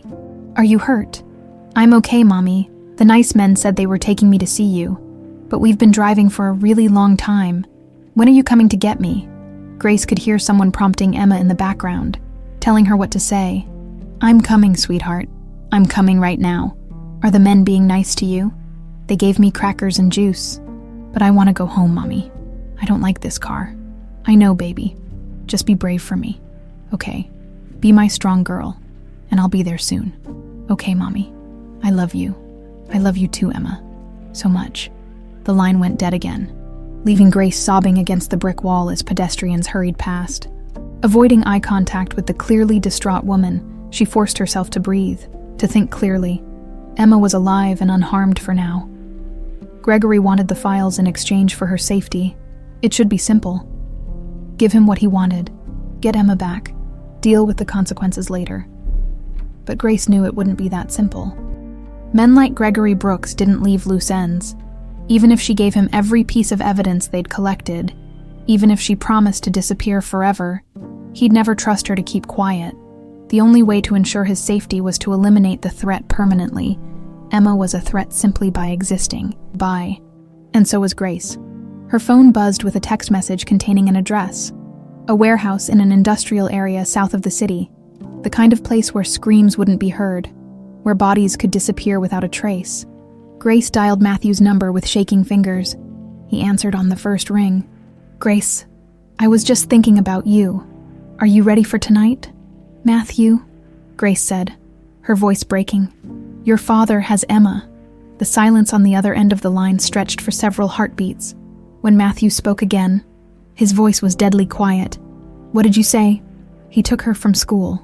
He wants all the files we've collected. He says if I don't bring them to some warehouse by midnight, he'll kill her." Jesus Christ. Grace could hear Matthew moving around, probably grabbing his keys and jacket. Where are you? Outside the restaurant, Matthew. He said if you show up with me, he'll kill her anyway. He knows we're working together. I don't care what he said. I'm not letting you walk into that warehouse alone. You have to, Grace said desperately. Emma's life depends on it. Grace, listen to me very carefully. My father is not going to let either of you walk out of that warehouse alive. This isn't about the files anymore. It's about eliminating witnesses. If you go there alone, you're both dead. Grace knew he was right, but the image of Emma's confused face, the sound of her small voice asking when Mommy was coming, overrode every rational thought. Then what do you suggest? Because I'm not sacrificing my daughter to expose your father's crimes. We're going to get her back, Matthew said fiercely. But we're going to do it smart. Meet me at the office. We're going to need help. What kind of help? The kind that shoots back. Grace arrived at Matthew's architectural office to find it transformed into a tactical command center. 3 men in dark clothing were studying building blueprints spread across the conference table, while Matthew paced behind them, his phone pressed to his ear. When he saw Grace, he ended his call immediately. Grace, meet Detective James Rodriguez and his team, Matthew said, gesturing to the men. Rodriguez is with Chicago PD, but he's been working off the books to investigate my father for the past 3 years. Detective Rodriguez stepped forward, extending his hand. He was a compact man in his 40s, with intelligent dark eyes, and the kind of steady presence that came from years of dealing with dangerous situations. Ms. Morgan-Whitaker, I'm sorry we're meeting under these circumstances. Matthews told me about your daughter. You've been investigating Gregory for 3 years, Grace asked, shaking his hand. Ever since my partner died in what was ruled a random mugging, Rodriguez said grimly. He'd been getting close to proving Brooks Hotels was laundering money for several crime families. The night he died, all his research disappeared from his apartment. Grace felt a familiar chill, another name to add to Gregory's list of victims. The warehouse your daughter's being held in is here, Rodriguez continued, pointing to the blueprints. Industrial district, surrounded by empty lots. 3 exit points. Main entrance here, loading dock on the east side, emergency exit on the west. Gregory chose well. It's isolated, defensible, and has multiple escape routes. How many men does he have with him? Matthew asked. Thermal imaging shows at least 6 heat signatures inside the building. Could be more. Rodriguez looked at Grace. Your daughter appears to be in the main office area, 2nd floor. She's being kept separate from the others. Grace stared at the blueprints, trying to memorize every detail. How do we get her out? Very carefully, Rodriguez said. Gregory Brooks is desperate now, which makes him even more dangerous than usual. He's lost control of the situation, and men like him don't handle that well. Matthew's phone buzzed. He glanced at it and his face darkened. Text from Dad. He's moved up the timeline. He wants the files in 1 hour, not midnight. He's rattled, Rodriguez observed. Probably knows we're planning something. Grace felt panic rising in her throat. We're not ready. We need more time. We work with what we have, Rodriguez said firmly. Grace, I need you to understand something. When we go in there, things are going to happen fast. Your job is to follow my instructions exactly, no matter what you see or hear. Can you do that? Grace nodded, though every instinct screamed at her to run to that warehouse alone and beg Gregory to spare Emma's life. What's the plan? Matthew asked. Rodriguez pointed to the blueprints. Grace goes in the front with the files, just like Gregory expects. That'll get his attention focused on the main entrance. Matthew and I go in through the loading dock while she's talking to him. Officer Chen covers the emergency exit to make sure no one escapes that way. What about Emma? Grace asked. Once we're in position, we create a distraction that draws Gregory's men away from her location. Matthew goes for your daughter while I take down Gregory. It sounded simple, but Grace could see the potential for everything to go wrong. What if Gregory decides to kill her the moment I walk in? He won't, Matthew said with certainty. Dad's too smart for that. He needs to make sure you actually have the files, that this isn't a trap. He'll want to examine the evidence before he makes his final move. And that's when we strike, Rodriguez added, while he's distracted by the files. Grace looked around the room at these men who were willing to risk their lives for a child they barely knew. Why are you helping us? Rodriguez's expression softened slightly. Because Gregory Brooks has been getting away with murder for decades. Because I've got a daughter about Emma's age. And because sometimes doing the right thing is more important than following protocol. 30 minutes later, Grace was driving toward the warehouse district with a briefcase full of copied documents on the seat beside her. The originals were hidden in Matthew's office safe. If something went wrong tonight, the evidence would survive even if they didn't. Her phone rang as she navigated the increasingly desolate streets. "You're early." Gregory's voice was calm, but Grace detected an edge of tension underneath. "You moved up the timeline," Grace replied, surprised by how steady her own voice sounded. "I didn't want to be late." "Very considerate. Are you alone?" "Yes. I hope so, for Emma's sake. Park in front of the main entrance and come inside. Keep your hands visible and don't make any sudden movements. My associates are quite nervous tonight." The warehouse loomed against the night sky like a monument to decay. Grace parked under a flickering streetlight and sat for a moment, gathering her courage. Somewhere in that building, Emma was waiting for her mother to save her. Grace picked up the briefcase and walked toward the entrance.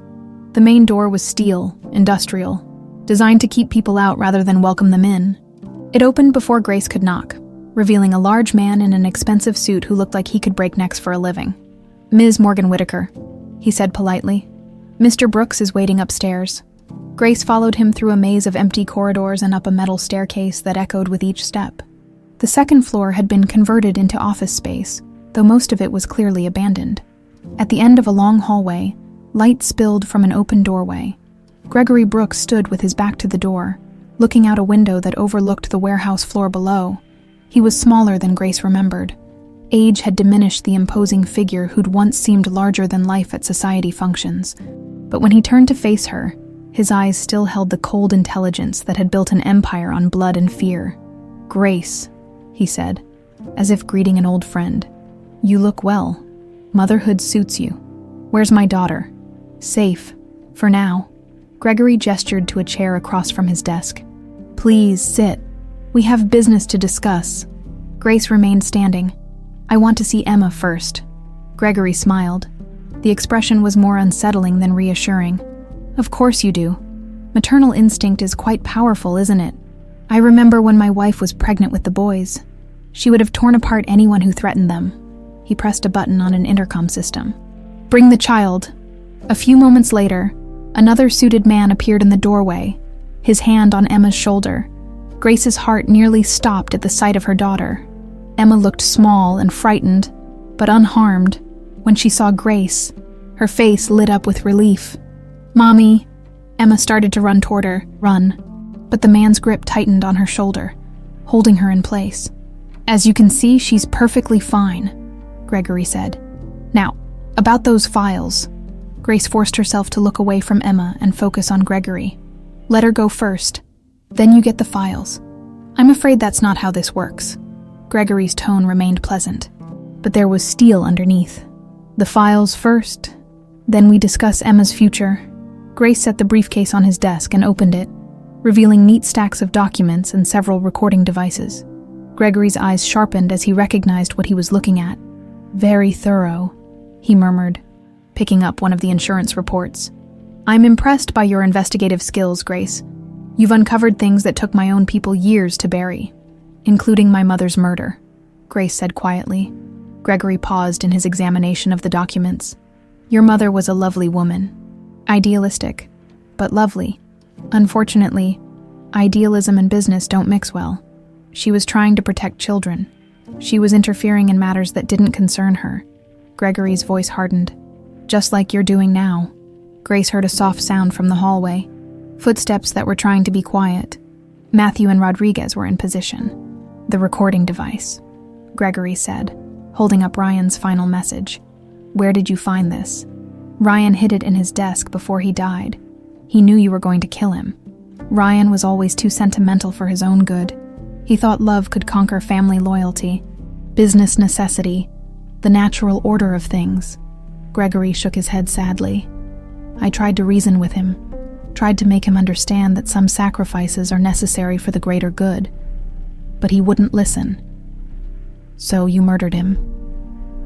"I protected the family," Gregory said simply, "just as I'm protecting it now." He gestured to the man holding Emma, who reached into his jacket and pulled out a gun. "The problem with evidence, Grace, is that it's only dangerous if there are witnesses left to present it. Once you and Emma are gone, These files become meaningless. Grace's blood turned to ice as the gun was pointed at her daughter. You said you'd let her go if I brought you the files. I lied. The single gunshot that echoed through the warehouse didn't come from the man threatening Emma. It came from the doorway, where Detective Rodriguez stood with his weapon drawn. The man holding Emma crumpled to the floor, and chaos erupted. More gunshots rang out from somewhere else in the building, as Gregory's other men engaged Rodriguez's backup. Emma screamed and dropped to the floor, covering her head with her hands just as Grace had taught her. Gregory dove behind his desk, shouting orders into his radio. Grace lunged toward Emma, but another of Gregory's men appeared in the doorway, his gun trained on her. Don't move, he shouted. The man's attention was focused on Grace, which meant he didn't see Matthew appear behind him until it was too late. Matthew's architectural background had taught him about leverage and force distribution, principles that applied surprisingly well to hand-to-hand combat. The man went down hard, his gun skittering across the floor. Emma, Grace called. Come to Mommy. Emma scrambled across the floor toward her mother, tears streaming down her face. Grace scooped her up, feeling her daughter's small body shaking with terror. It's okay, baby, Grace whispered fiercely. Mommy's here. Everything's going to be okay. Behind the desk, Gregory was still shouting into his radio, but the responding voices were getting fewer and more panicked. Rodriguez's team was systematically taking down his men. It's over, Dad, Matthew said, appearing in the doorway with Rodriguez right behind him. Give yourself up. Gregory emerged from behind the desk, his hands raised but his expression defiant.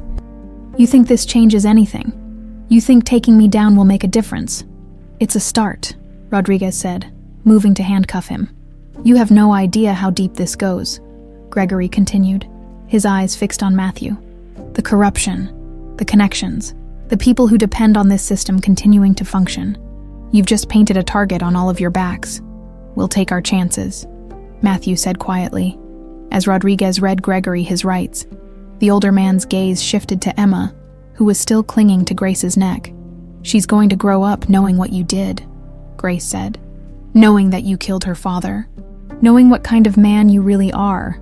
Gregory's smile was cold and bitter. She's going to grow up a Brooks, whether you like it or not. And someday, she'll understand that family legacy is more important than individual conscience. No, Grace said firmly. She's going to grow up knowing that love is stronger than greed. That justice is worth fighting for, and that good people don't have to stay silent when evil thinks it's won. As Rodriguez led Gregory away in handcuffs, Matthew approached Grace and Emma. His face was streaked with dirt, and there was blood on his shirt, but his eyes were gentle as he looked at the little girl. Hey there, Emma, he said softly. Are you okay? Emma lifted her head from Grace's shoulder and studied Matthew's face. You came to save us. Of course I did.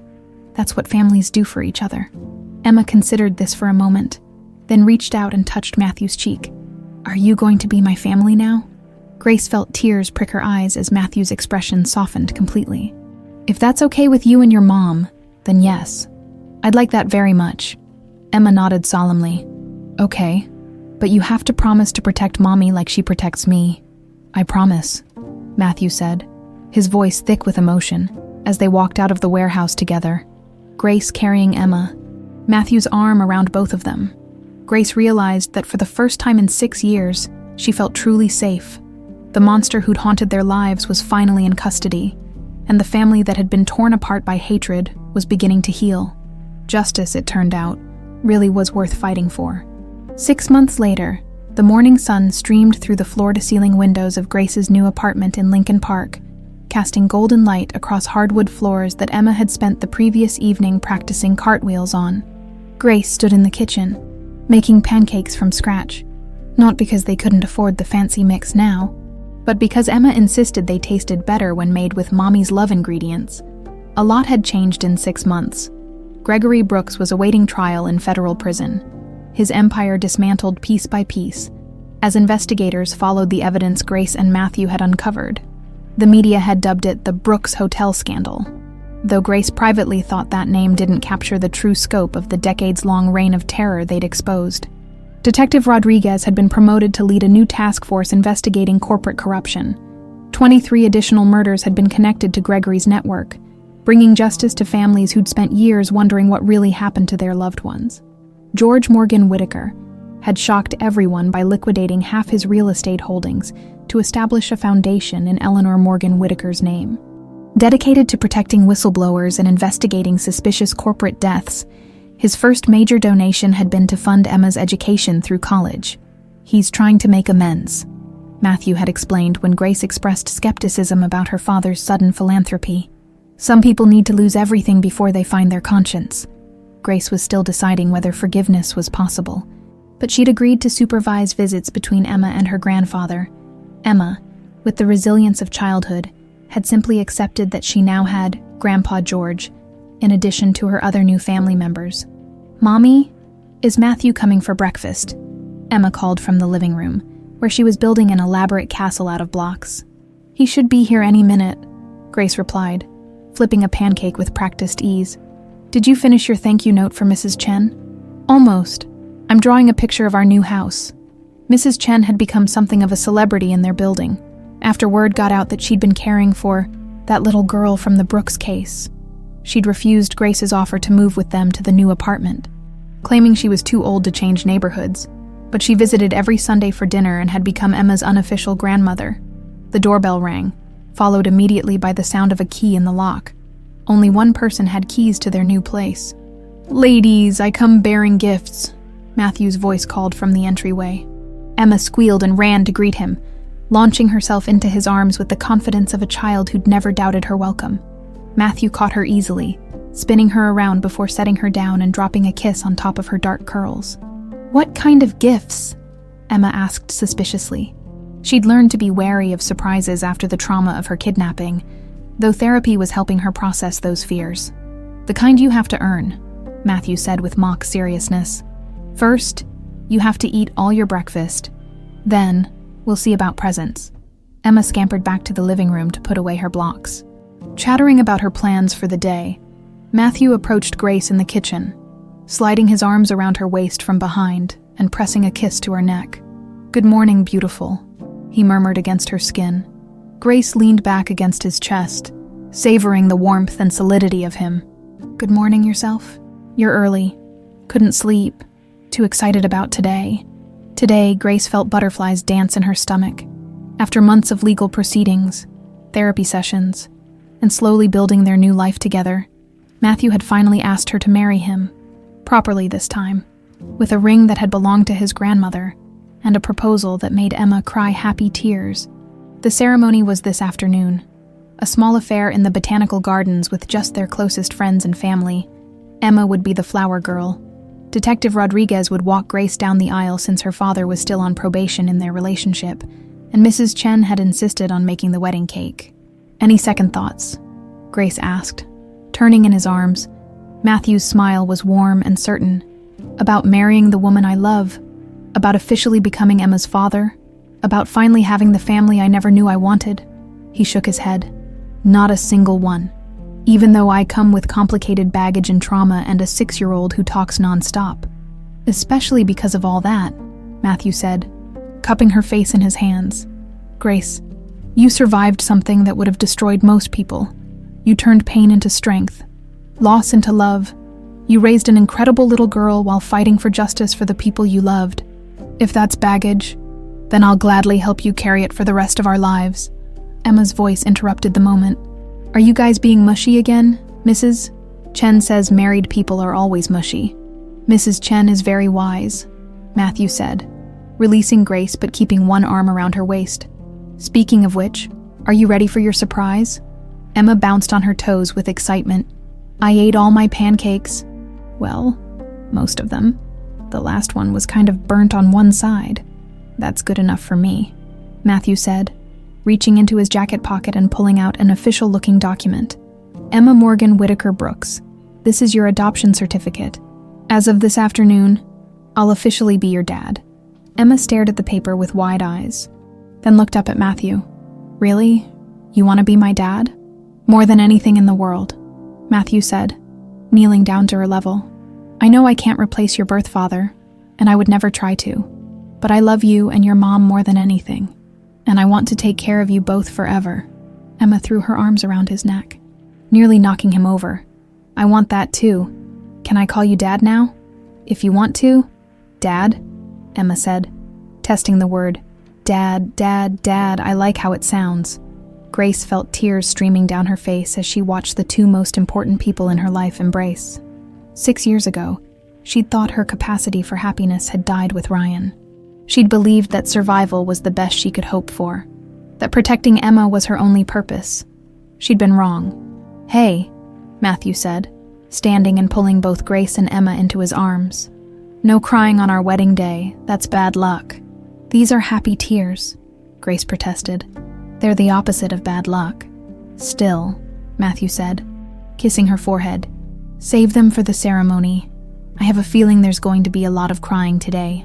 That afternoon, the Chicago Botanic Garden had been transformed into a fairy tale setting. White roses and baby's breath adorned every surface, while string lights twinkled overhead despite the afternoon sun. The guest list was small but meaningful.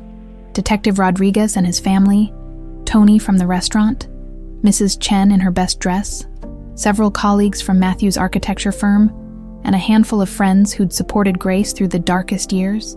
Grace stood in the bridal suite, staring at herself in the full-length mirror. The dress was simple but elegant, ivory silk that skimmed her figure without being too formal. Emma had insisted on helping choose it, declaring that it made Grace look like a princess, but not a scary one.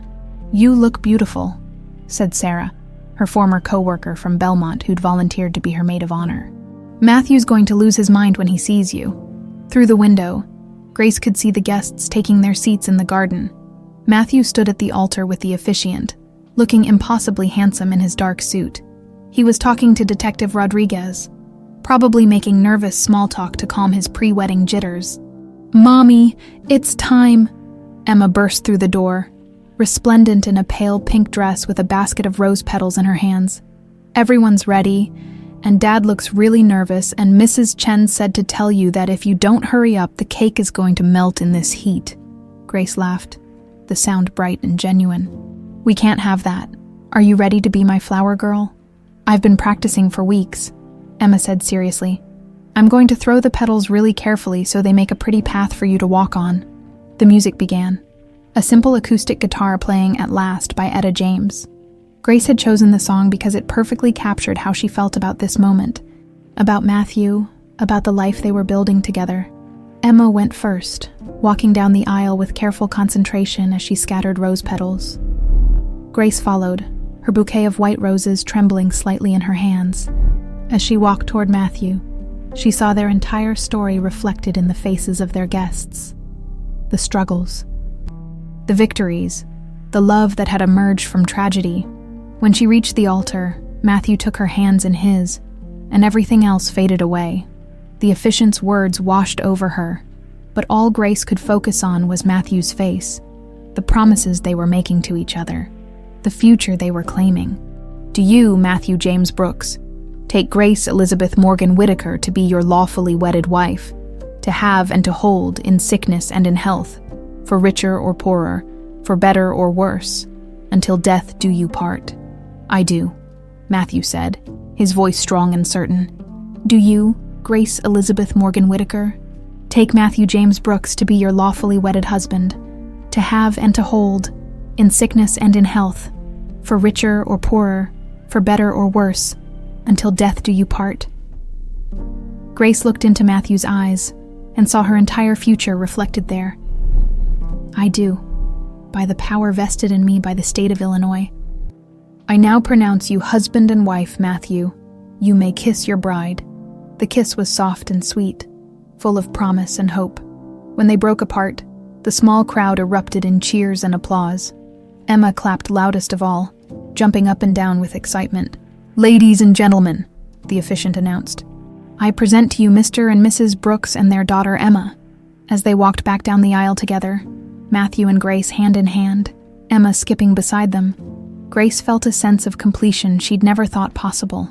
They were a family now, officially and forever.